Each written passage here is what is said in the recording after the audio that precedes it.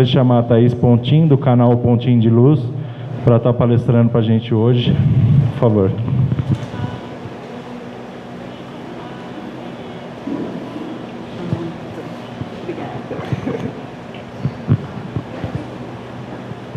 É tudo mentira o que ele falou, tá, gente? Eu comprei ele com vários bônus hora ali fora. Bom, primeiro de tudo, obrigada por me receberem aqui. Eu já vim aqui antigamente e nunca imaginei que eu ia poder estar aqui falando, assistir palestras maravilhosas, chorei horrores e sempre gostei muito daqui, então é um prazer estar aqui com vocês hoje. Como ele comentou, falando só um pouquinho sobre mim, né? Eu tenho um canal no YouTube, né? Não sou uma youtuber, não. Um canal espírita, onde a gente fala de uma forma simples, uma forma didática. Às vezes a gente pega o evangelho, tem uma palavra lá que você fala assim, meu Deus, o que é isso? Muito complexo, né? Então a gente explica de uma forma bem fácil, bem intuitiva, e sempre que possível a gente faz uma gracinha também, porque ninguém é de ferro, né? Então é sempre bom brincar um pouquinho, que as coisas entram na nossa cabeça de uma forma um pouquinho mais leve. Mais perto? Eu estava rouca semana passada, e ainda fora do microfone fica ruim. E aí eu sugeri esse tema um pouco diferente, indo de encontro com o que a gente faz no canal.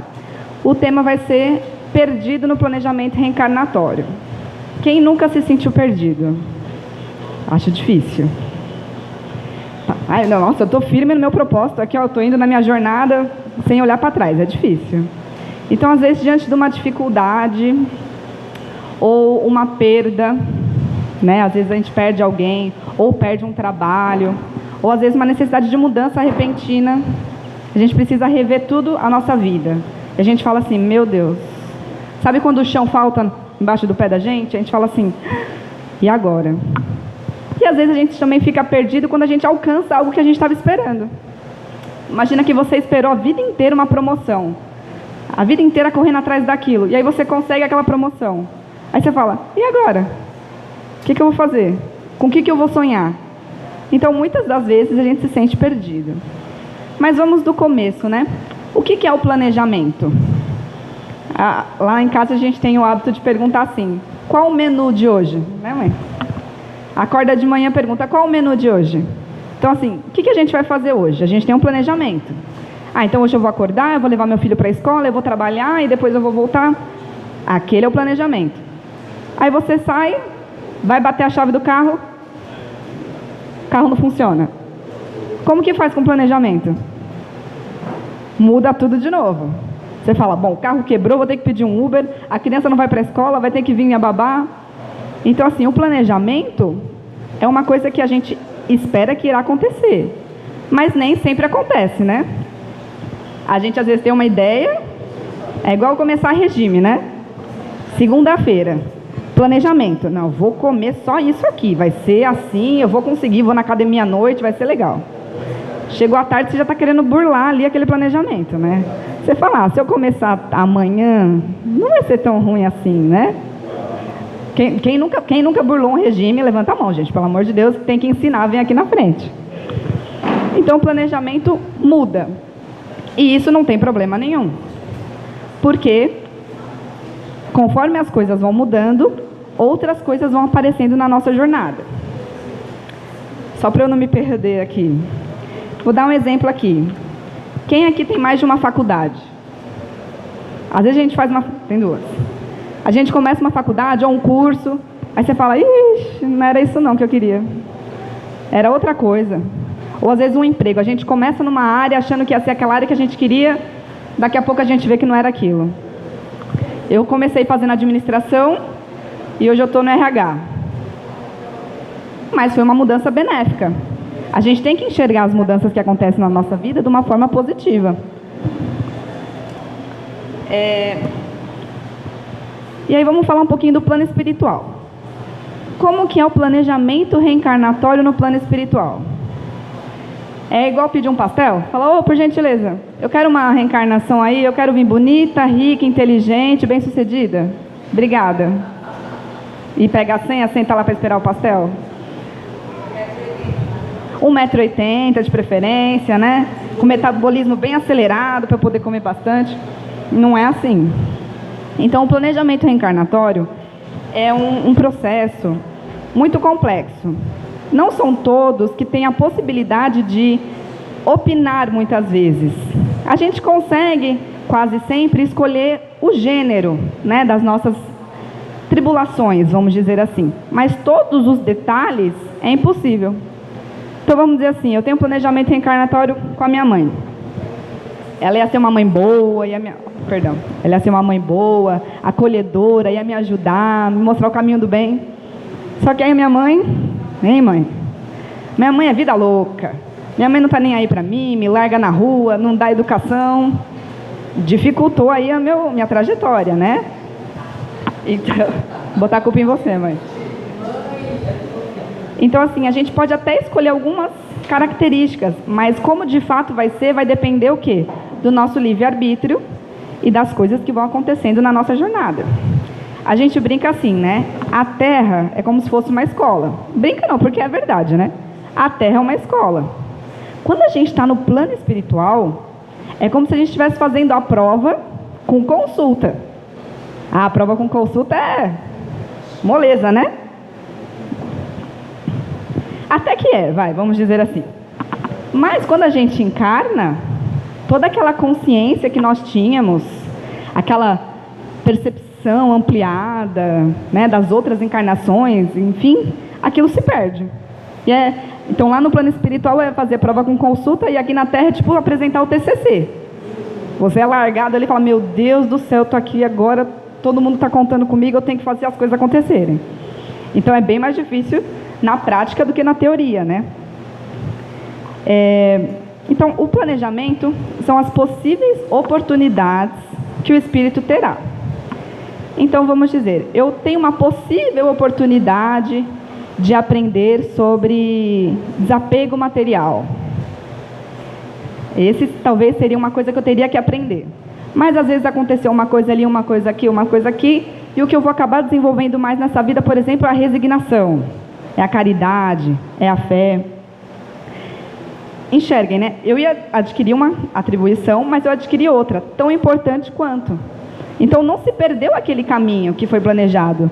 Eu só trilhei outro tão importante quanto aquele inicial. Eu coloquei até aqui, né? É como se... Quem dirige com o Waze, que é o GPS, né? Quando você muda o caminho, ele fala o quê? Recalculando. Então, a gente tem um planejamento, a gente faz uma coisa que, a princípio, não estava ali programada, é como se a vida falasse, recalculando. Mas o destino continua ali. A gente vai chegar no destino final. O que começa a acontecer quando a gente começa a pegar muita rua, que não era o caminho inicial? A gente começa a pegar umas vielas, uns caminhos meio tortuosos. O Waze fala o quê?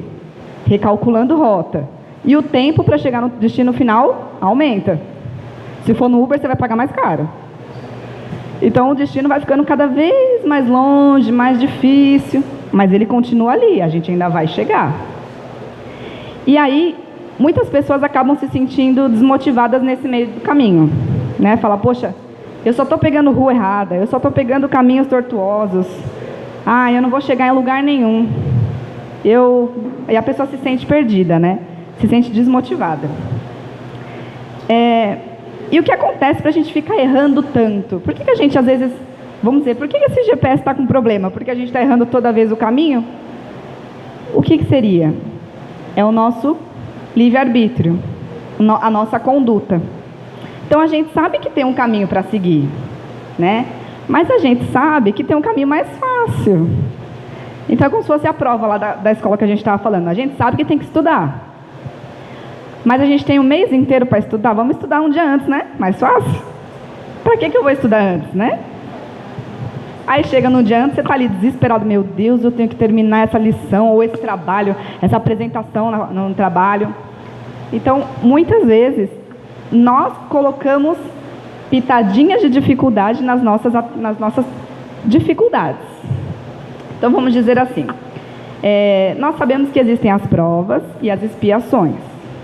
Então, as provas são as dificuldades um pouco mais amenas, que a gente tem que enfrentar, aquela coisa ali que você vai passar até que bem. Agora, a expiação já é uma coisa mais pesada, que vai exigir da gente um esforço e uma evolução maior. E aí, tem gente que passa bem pelas provas e tem gente que passa mais ou menos. Eu coloquei até um vídeo no canal esses dias falando sobre isso. Tem gente que passa tranquilo, né? Pela prova. Passa, aí tem até a tela e a pessoa passa assim, ó. Tá tranquila na atribuição dela, na dificuldade dela. Aí tem o outro que vai passar já aos trancos e barrancos, né? E aí xinga, e grita, e chora. Então, cada pessoa lida com a dificuldade de uma forma diferente. Todo mundo aqui, por exemplo, deve ter visto aí que a Ana Maria comentou que ela está com um nódulo, né, no pulmão. Aí você fala, nossa, como que ela consegue ter essa alegria? Como que ela consegue ter essa energia, né? E às vezes, se fosse eu, ia estar jogada ali no chão do Projac chorando horrores. Cada um tem a sua evolução e tem o seu jeito de lidar com as dificuldades. E a gente precisa respeitar isso. Eu não posso cobrar que ela seja igual a mim, e nem tem como ela, ela cobrar que eu seja como ela. Porque nós tivemos vivências diferentes, experiências na matéria que fizeram com que cada uma de nós tivesse uma evolução diferente. E falando sobre essa pitadinha de dificuldade, vamos dar um exemplo aqui. Vamos dizer que eu tinha um desafeto com meu marido, numa vida passada. E nós nos programamos para vir nessa vida juntos, para que nós pudéssemos ajudar um ao outro e dar a oportunidade de um filho vir reencarnar, que foi um espírito também que a gente prejudicou. Esse é o planejamento, né? Lindo, maravilhoso, conto de fadas. Aí eu conheço meu marido, falo, vou dar o golpe da barriga. Já baguncei tudo de novo. Aí eu vou, engano ele, roubo ele, fujo com o filho dele. Imagina quando chegar no plano espiritual, falar, olha, errei tudo de novo. Como que pode? Então, do lado de lá é fácil, né? Quando chega aqui é tudo diferente. E a gente vai colocando essas pitadinhas. Às vezes, era um desentendimento que tinha que ser assim, e a gente faz virar aquilo gigantesco. Às vezes era um simples, desculpa aí, que a gente não quer dar. Ou aquele, me perdoa, lembrei de você, vamos deixar aquilo para trás, 2020 começou, vamos seguir adiante. E às vezes a gente não deixa, né? Foi como ele comentou, a gente vai somatizando isso, que interfere tanto no nosso perispírito, né, no nosso corpo espiritual, e também na nossa caminhada, porque a gente podia estar de bem com aquela pessoa e não está. Vai dificultando tudo aquilo que podia ser muito mais fácil. A gente gosta de uma novela mexicana, parece, né? Uma dificuldade, uma coisa mais emocionante. Só que na novela tudo tem o lado positivo no final, né? Tem o final feliz. Na nossa vida, às vezes, se a gente não repensar e voltar atrás, às vezes a gente não vai conseguir aquele final feliz de novela, né? Então é importante a gente não chorar em cima do leite derramado. A gente tem que pensar, beleza, eu peguei a rua errada, eu errei, o planejamento a princípio não está tão legal, mas o que eu vou fazer diante disso? Vou dar um exemplo. Quem me deu essa ideia, sem perceber, a ideia do tema foi o meu parceiro do canal, o Walter, que ele comentou assim comigo, que ele tinha meio que se perdido no planejamento dele. Que ele tinha, se eu não me engano, algumas ex-esposas, e ele falou assim, algumas, acho que umas 3 ou 4. Ele falou assim, eu acho que eu me perdi. Eu falei, bom, o importante é que você continua tentando, né? Então, assim, o amor ele ainda está procurando, ele está com fé que vai conseguir. Mas isso não quer dizer que ele se perdeu. Ele está tentando achar o caminho dele, da mesma forma que eu estou, que ela está e que todos nós estamos. E o que acontece? Às vezes a gente se sente perdido por um detalhe, que eu tento me comparar ao outro. Então, a vida dela é linda, maravilhosa, e ela tem um filho, uma filha, uma casa e um carro, e prosperidade financeira, e trabalho, e ela é linda, maravilhosa, tem um vestido rosa lindo, e o meu não é assim. Aí eu falo, minha vida é ruim. Então a gente tem essa mania de se comparar ao outro, e às vezes a gente se sente perdido porque a nossa vida não é igual ao do Neymar. Que triste. Podia ser, não podia? Se acordar de manhã e falar, quero comprar ali um jatinho. Mas não é, né? Então, saiu recentemente a lista da Forbes dos 30 jovens mais influentes. Aí você fala assim, puxa, meu nome podia estar ali, né? E aí a gente fica, não dei certo na vida. Não, né?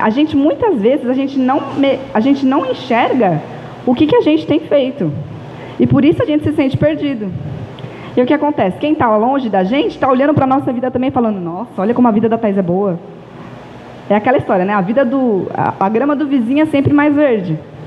E a gente não valoriza os nossos passos e fica tentando se comparar aos outros. Mas assim, cada um tem o seu tempo. Cada um tem o seu modo. E uma coisa que foi muito difícil para eu aprender, hoje, estamos, igual o nosso amigo do centro fala, estamos tentando, é entender que a gente não pode cobrar do outro algo que ele não tem a oferecer.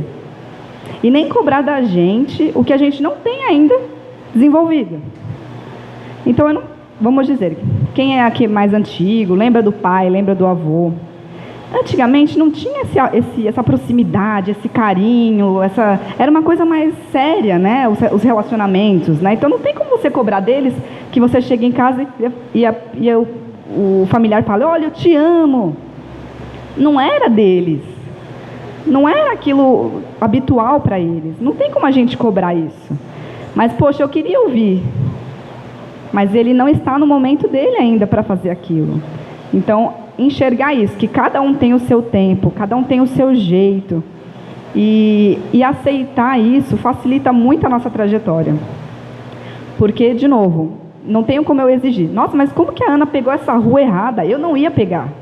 Então, mas a Ana é a Ana, a Thaís é a Thaís.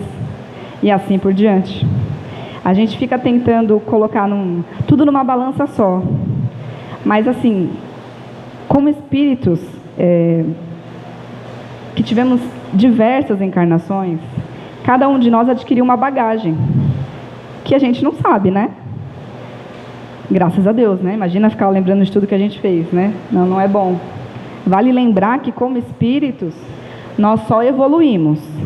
Podemos, sim, dar uma estacionada, aquela vida que a gente meio que não fez nada, né? Ficou ali meio que dormindo no ponto. A gente pode dar uma estacionada, mas regredir, não. Então, alguns vão avançar bem rapidinho. Vão aprender, opa, entendi como é que joga esse jogo, tem que fazer o bem, tem que fazer a caridade, tem que ser legal, e a pessoa vai evoluindo. E tem os outros que já ficam ali. Ah, mas é chato, tem que trabalhar, tem que ajudar, tem que ir no centro.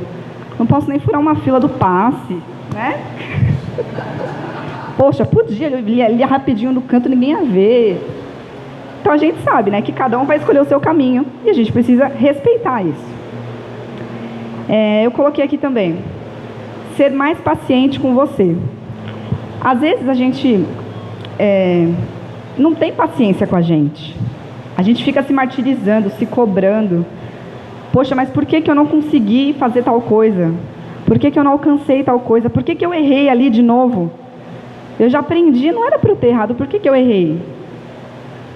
A gente sempre fala, se não é bênção, é lição. Qualquer problema que você tiver, pensa assim, é bênção ou é lição? Se é bênção, a gente agradece, se é lição, a gente aprende. Então, assim, errei, vou ter que aprender, é uma lição.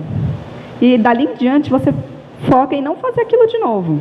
Eu sei que vai ser difícil, né? Tem algumas coisas que realmente instigam a gente a errar, mas a gente tem que tentar dar o nosso melhor, sempre.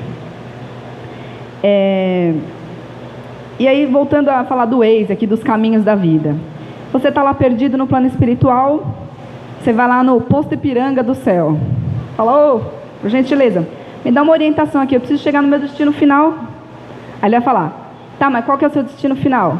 Aí eu pergunto, qual é o nosso destino final? Por que a gente está aqui?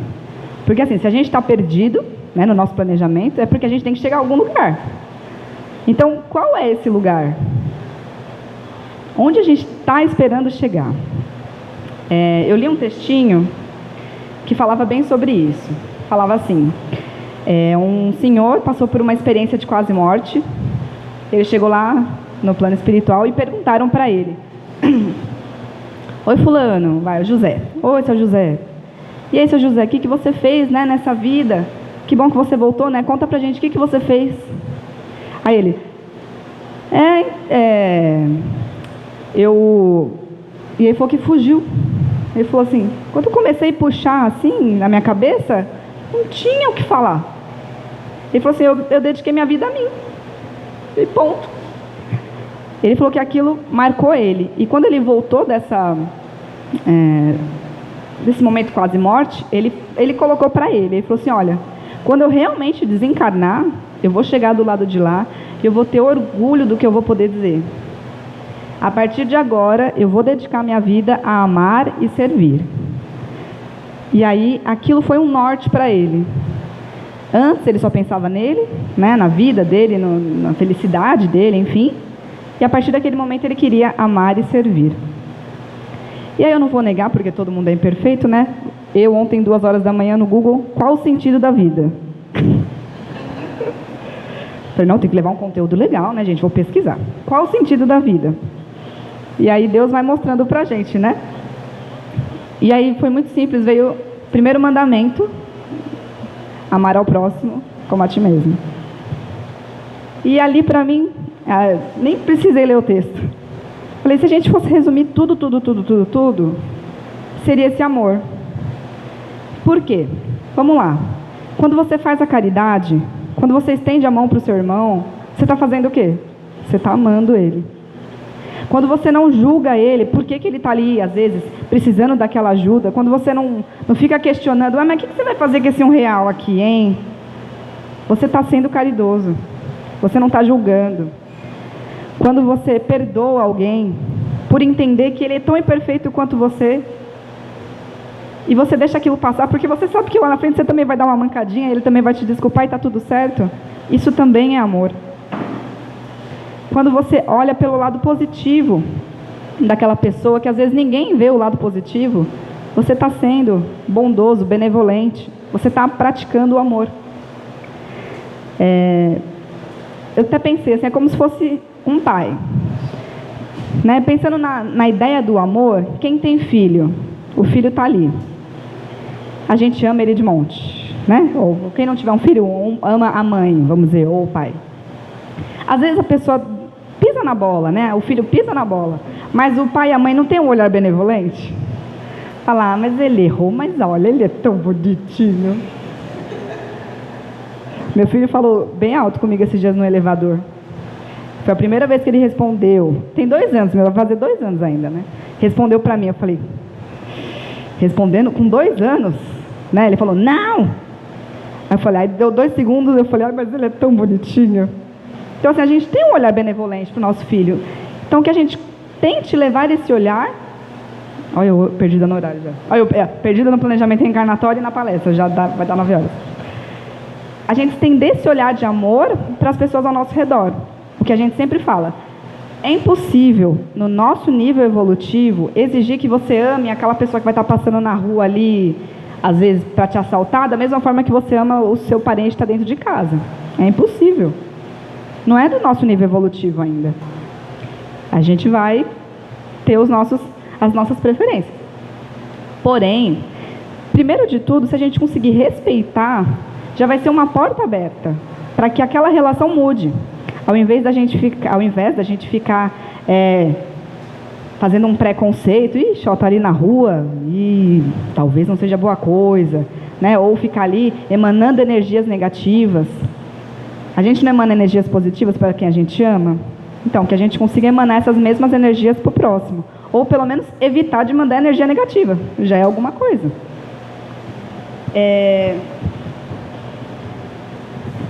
Voltando a falar do porquê da gente estar aqui e da gente não enxergar a nossa caminhada e, às vezes, nos sentir perdidos, por não valorizar os pequenos passos que nós damos. Quando meu filho nasceu, eu estava bem ativa com o canal. Gravava toda semana. Eu não tenho prática, né, com gravação nem nada. Foi a minha forma de fazer caridade, né, de levar o espiritismo.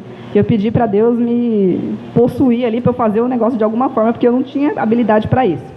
Enfim, quando meu filho nasceu, quem tem filho sabe que criança demanda muito da gente, né? Eu não tinha tempo nem de ir no banheiro, quem dirá gravar um vídeo, editar e fazer tudo que eu fazia em 6 horas para fazer um vídeo. E aí eu comecei a me sentir... vamos dizer, eu comecei a achar que não era útil. Falei, poxa, mas eu não estou fazendo nada, eu fico aqui dentro de casa o dia inteiro, eu não estou fazendo nada. E aí vem a questão da gente não enxergar.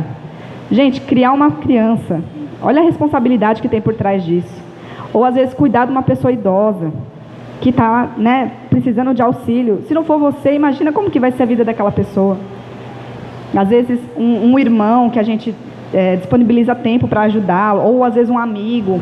Então, não é porque às vezes a nossa missão não englobe descobrir a cura do câncer, que a sua missão seja insignificante, de forma alguma. Cada missão, cada pessoa aqui tem uma missão, e ela é importante. Eu coloquei aqui, eu acho uma reflexão que o Júlio talvez faça semana que vem, mas é como se Deus tivesse escolhido você para ser o melhor investimento que Ele tinha para fazer no momento que você nasceu. Então, dentre todos os espíritos que haviam disponíveis, Ele escolheu você, porque Ele sabia que você seria o melhor investimento. Você faria a diferença no mundo em que você retornaria. E Ele espera isso de você, esse retorno, que essas flores vinguem, né? Porque Ele investiu certo de que você daria frutos. E assim, se você se sentir perdido, entenda que todo mundo está com problema também. Às vezes um está fingindo melhor que o outro, né? Às vezes um está rindo, está todo feliz, mas isso não quer dizer que ele não tenha problema. Todo mundo vai ter. É o que a gente estava falando esses dias, de que a vida nas redes sociais, na TV, na revista, é tudo muito lindo, né? Mas ninguém posta reportagem dizendo assim, partiu pagar boleto. Não, ninguém fala. Olha, partiu o banco para fazer renegociação, né? Partiu o SPC Serasa. Ninguém faz isso. Partiu empréstimo. Então, assim, esse lado da vida ninguém quer mostrar, mas todo mundo passa por isso. Então, não fiquem achando que só a vida de vocês está meio bagunçada, que só você está perdido, porque todo mundo em algum momento se sentiu perdido e fica meio precisando de ajuda. E às vezes você pode ser essa ajuda. Então, faça uma autoanálise. Se você não estiver satisfeito, recalcule a rota e redefina o seu destino. Mudar é sempre muito bom, principalmente quando é para ser alguém ou um espírito melhor. É isso. A gente vai conversar mais um pouquinho depois, mas só para a gente não passar do horário. E só para finalizar, se alguma... Eu sempre falo. A gente está aqui, todo mundo está aprendendo. Espero que vocês tenham gostado. Se não gostaram, fica quietinho, não divulga muito para as pessoas, tá bom? Faz de conta que gostou. E assim, se uma frase do que eu disse for útil, já valeu. Porque já é alguma coisa que você vai levar adiante e vai, às vezes, fazer uma diferença para você. Eu já fico satisfeita só de fazer um pequenininho de mudança na noite de vocês. Tá bom? Obrigada.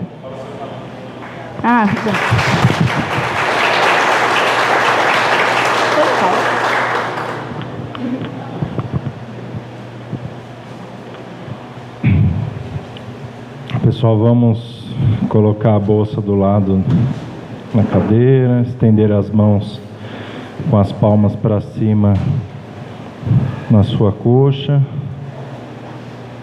nos concentrar nesse momento que somos todos um, e estaremos nos conectando energeticamente com os mentores da casa, com os médicos, enfermeiros que aqui se encontram. Estão sempre aqui à nossa disposição.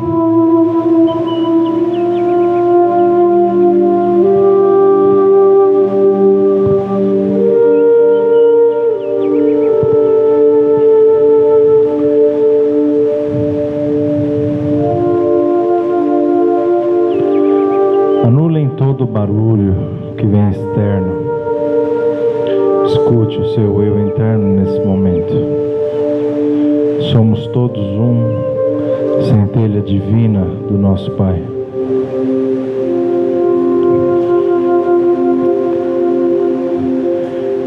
Nesse momento, em conjunção de pensamentos, imagine uma grande bola azul no topo desse salão. Energia cósmica que servirá para todos nós buscarmos a reciclagem do nosso perispírito, da nossa aura, do nosso corpo etéreo nesse momento. Imagine essa grande bola azul adentrando a sua cabeça. Por onde ela vai passando, ela vai iluminando. Nesse momento, ela adentra o seu cérebro, seus olhos, seu nariz, sua nuca, seus dentes, sua boca, sua língua, sua coluna, sua garganta, sua tireoide,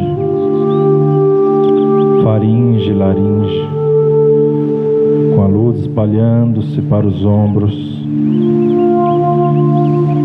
iluminando seu cotovelo, seu braço, sua mão, desentupindo todas as veias, aliviando todas as dores.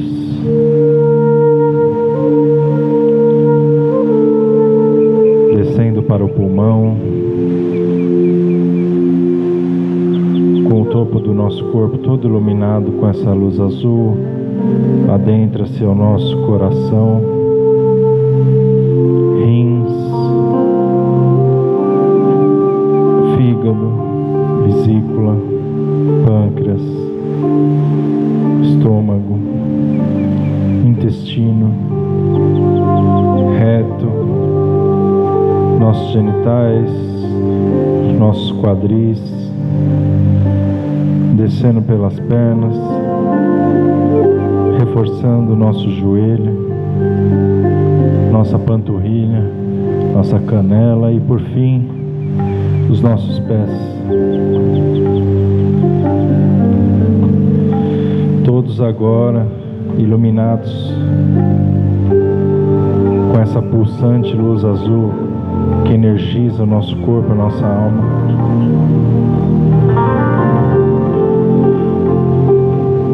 Foque essa luz nos focos de dor do seu corpo, que ela ilumine nesse momento com mais intensidade os locais no seu corpo onde você sente dor física.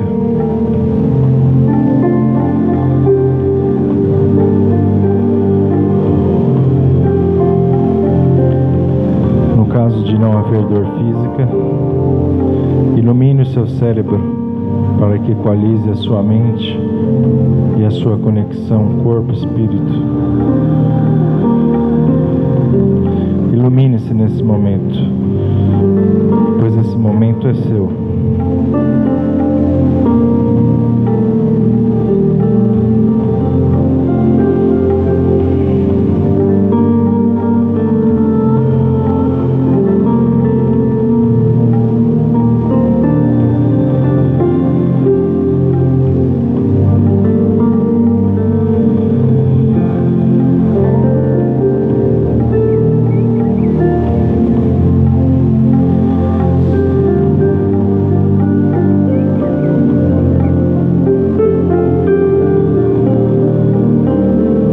Assim, a luz sobe, se retraindo, levando todos os sentimentos negativos, todas as dores, toda energia negra, todo o corpo etéreo danificado, vai subindo pelo seu corpo e saindo pela sua cabeça, encontrando-se de volta no topo do salão, aonde ele se dissipa na luz azul, que é mais forte que qualquer energia negativa com a qual nós possamos aqui ter chego.